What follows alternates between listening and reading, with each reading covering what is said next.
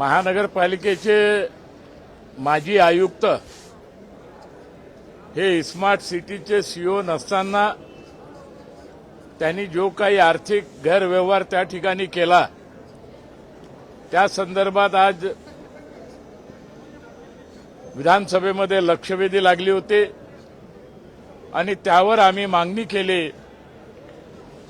का तुकाराम मुंडेंनी महानगरपालिकेमध्ये 7 महिने ते राहिले आणि 7 महिन्यामध्ये जे काही त्यांनी गुल महानगरपालिकेमध्ये खिलवलं त्याच्यामध्ये काटोल रोडवर असणारं 5000 बेडच्या हॉस्पिटलचं दुसऱ्या दिवशी सत्यानाश झाला।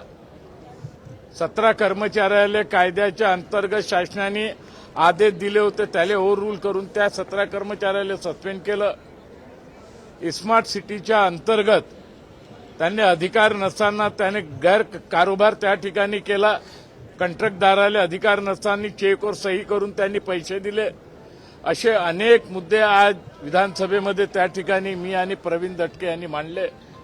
त्यावर मंत्री महोदयाला आम्ही विनंती केली होती का या संपूर्ण प्रकरणाची चौकशी महाराष्ट्राचे मुख्य सचिव आणि महाराष्ट्राचे पोलीस महासंचालक यांच्या विरुद्ध ही ज्यांच्या तुकाराम मुंडेच्या विरुद्ध चौकशी करावी। परंतु मंत्री महोदयांनी सांगितलं का अप्पर मुख्य सचिव गृह विभाग हे याची सध्या चौकशी करत आहे आणि 1 महिन्यामध्ये त्याचा रिपोर्ट त्या ठिकाणी येईल आणि परवा माननीय मुख्यमंत्री महोदयांनी चौकशीचे पुन्हा विधानसभेमध्ये सूचना केल्या होत्या, निर्देश त्यांनी दिले होते। हा दोन्ही रिपोर्ट लवकरात लवकर आल्यानंतर पुढची आपण त्या संदर्भात कारवाई त्या ठिकाणी करणार आहोत अशा प्रकारचे मंत्री महोदयांनी आश्वासन त्या ठिकाणी दिलं आहे।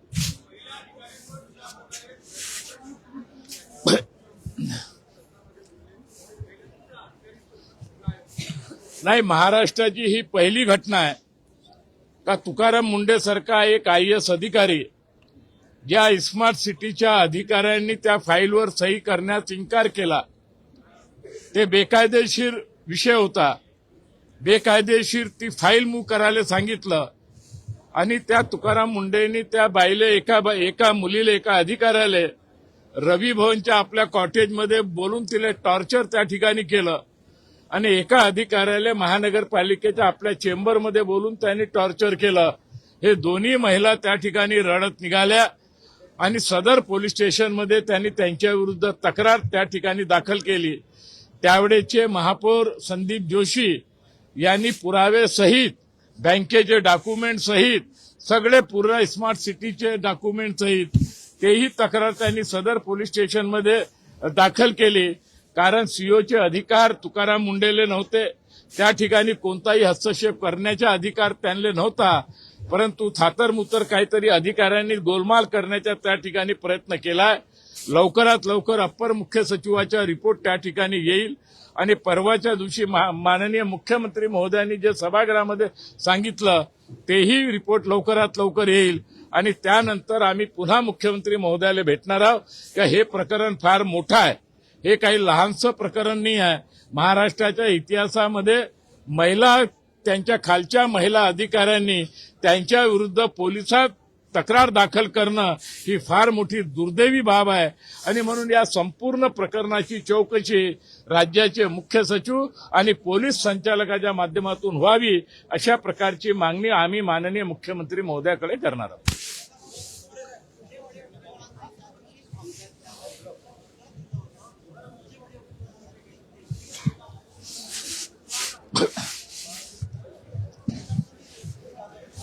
विजय वडेट्टीवार या सदनाचे वरिष्ठ सदस्य आहे, मंत्री भी होते, विरोधी पक्ष नेते भी होते। त्यांना तुकाराम मुंडेंनी काहीतरी चुकीची माहिती दिली का महिला आयोगाने त्यांना क्लीन चिट दिली आहे, परंतु तोही कागद आज आम्ही विधानसभेमध्ये दाखवला। महिला आयोगाने क्लीन चिट दिली नाही आणि महिला आयोगाने त्या आदेशात नमूद केलेलं आहे का या तुकाराम मुंडे यांनी जे महिलेला टॉर्चर केलं आणि त्यामुळे त्यांच्या मानसिक संतुलनमध्ये हे आलं, अशा प्रकारचे वर्षण महिला आयोगाने केलाय आणि महिला आयोगाने तुकाराम मुंडेला क्लीन चिट दिलेली नाही।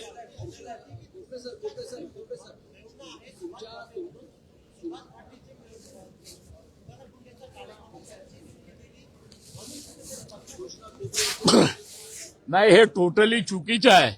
आपल्याला माहित असेल का महानगरपालिकेचे 106 कर्मचाऱ्याला सस्पेंड केलं होतं.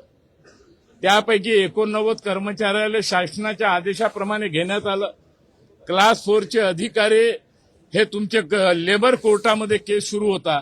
ते लेबर कोर्टातून केस त्यांनी विड्रॉल घेतलं आणि पुन्हा त्यांनी महाराष्ट्र सरकारकडे अपील केलं.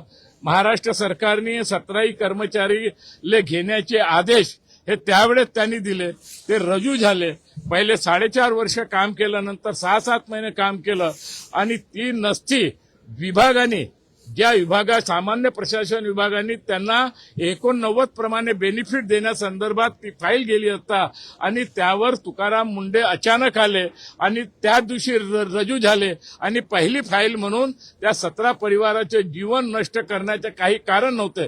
कारण आयुक्त हा शासनाच्या आदेशाच्या वर तर राहत नाही, परंतु त्याच्यावर त्यांनी ओव्हररूल केलं आणि त्या 17 कर्मचाऱ्याला त्यांनी सस्पेंड त्या ठिकाणी त्यावेळेस केलं.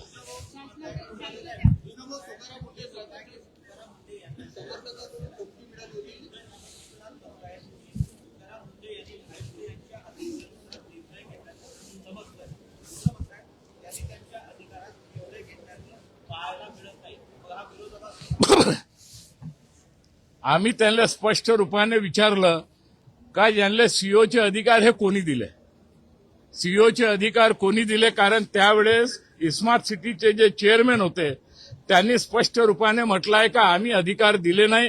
बोर्डावर आम्ही सोडलं होतं. बोर्डाने सुद्धा निर्णय घेतला नाही, परंतु बाहेरच्या बाहेर कुठेतरी फाईल ते मूव्ह झाली आणि डायरेक्ट त्यावेळे उद्धव ठाकरे साहेब मुख्यमंत्री असताना त्यांची त्या फाईलवर सही घेतली. परंतु त्या फाईलवर सही घेतल्यानंतर त्याचे नगर विकास विभागाने आजपर्यंत आदेश काढले नाही. तर मग ते सीओ आहे हे आपण कोठून हे समजायचं.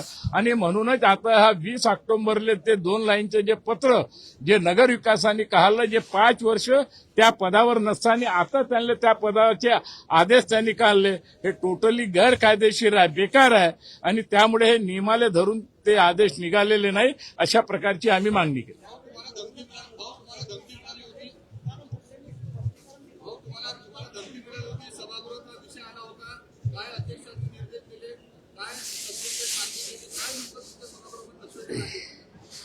नाही, तुकाराम मुंडेंनी यांनी सांगितल्याप्रमाणे तुकाराम मुंडेंनी त्यावेळेस जे काही कोणाचा तरी फोन आला होता अधिकाऱ्याच्या म्हणून आम्ही चार्ज घेतला, असं कधीच होत नाही.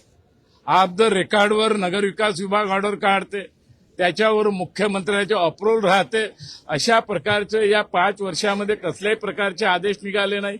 20 ऑक्टोबरले जे आदेश निघाले ते 5 वर्षा अगोदर ज्या पदावर त्यांनी भ्रष्टाचार केला त्या पदाची ऑर्डर आता 5 वर्षानंतर 20 ऑक्टोबरला निघाले. ते सुद्धा त्याला ग्राह्य धरता येत नाही. ते नियमाप्रमाणे ते आदेश नाही आहे. आणि यांनी ज्या मागणी केली आहे का ज्या पद्धतीने आज जी चर्चा या ठिकाणी झाली आणि आम्ही सांगितलं का हे जे प्रकरण एवढ्या वर्षापासून तो डिपार्टमेंट चौकशी करते, हा डिपार्टमेंट चौकशी करते, ते डिपार्टमेंट चौकशी करते, 3-3, 4-4 वर्ष त्याच्यावर चौकशी होत नाही. आणि म्हणून या संपूर्ण याची मुख्य सचिवाच्या आणि पोलीस महासंचालकांमार्फत ही चौकशी करावी. आणि म्हणून मंत्री महोदयांनी सांगितलं का अपर मुख्य सचिव गृह याची चौकशी करणार आहे. चौकशी आता अंतिम टप्प्यामध्ये आहे. बहुतेक 15-20 दिवसामध्ये त्याचा रिपोर्ट त्या ठिकाणी येणार आहे. तरी सुद्धा आमचे याच्यावर समाधान नाही. आम्ही मुख्यमंत्री महोदयाला सांगणार आहोत का हे संपूर्ण प्रकरण एक गंभीर स्वरूपाचे प्रकरण आहे. हे अधिकार नसताना हे भ्रष्टाचार केल्याचे प्रकरण आहे. आणि महाराष्ट्राच्या इतिहासामध्ये 2 महिलांनी त्यांच्या विरुद्ध तक्रार दाखल केली आहे. आणि म्हणून याची चौकशी मुख्य सचिवाच्या मार्फत व्हावी ही आम्ही मागणी करणार.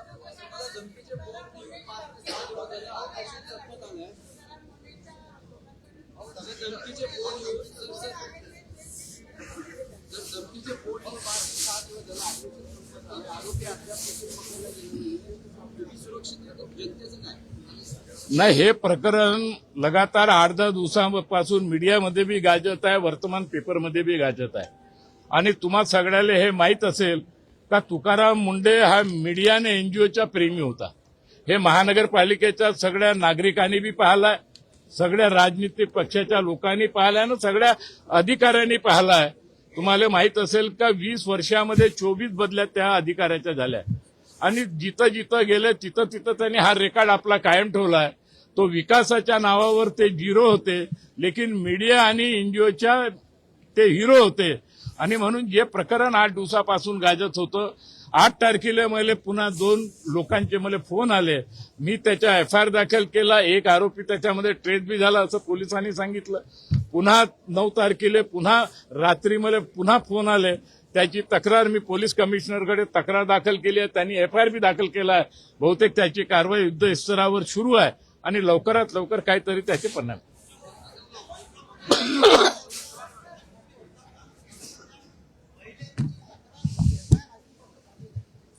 तेच मी तुम्हाला सांगून राहिलो. ज्या महिलाला त्यांनी टॉर्चर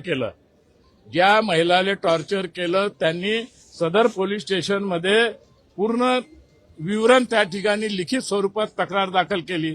परंतु दुर्भाग्य असं होतं का नागपूरचे आणि राज्याचे आपले नागपूरचे अनिल देशमुख हे राज्याचे गृहमंत्री होते आणि त्याच्यामुळे त्या कारवाईवर पडदा टाकण्याचा प्रयत्न केला. ते प्रकरण दाबण्याचा त्यावेळेस प्रयत्न झाला आणि म्हणून हे संपूर्ण प्रक्रिया जो या 5 वर्षामध्ये ज्या काही घडामोडी झालेल्या आहेत, त्या संपूर्ण याची चौकशी मुख्य सचिवाकडून करावं अशी आम्ही मागणी. महिला कर्मचारी शासनामध्ये काम करतात, त्या सुरक्षित नाहीये, त्यासाठी काय मतलब तेच तर सांगून राहिलो बाई. महाराष्ट्राच्या इतिहासामध्ये ही पहिली घटना आहे. एखादा IAS अधिकाऱ्याच्या विरुद्ध महिलांनी तक्रार करावी ही पहिली घटना आहे. आणि म्हणून माननीय मुख्यमंत्री महोदयांनी परवाच सांगितलं का याची आम्ही शासनाने गंभीर नोंद घेतलेली आहे आणि या संदर्भात संपूर्णपणे कारवाई होणार. काही कार्यालयात अशा घटना घडत आहेत पण त्यांच्यावर कारवाई होत नाही. या संपूर्ण प्रकरणाचे मी विषयावर बोलेल, परंतु हे संपूर्ण प्रकरण गंभीर स्वरूपाचे आहे, भ्रष्टाचाराच्या संदर्भात आहे. माननीय महापौर संदीप जोशी आणि महिला अधिकाऱ्यांनी त्यांच्या विरुद्ध रिपोर्ट दाखल केला आहे आणि म्हणून या संपूर्ण प्रकरणाची सखोल चौकशी व्हावी आणि तुकाराम मुंढे सारख्या अधिकाऱ्याला तातडीने निलंबित करावं अशा प्रकारची मागणी केली आहे.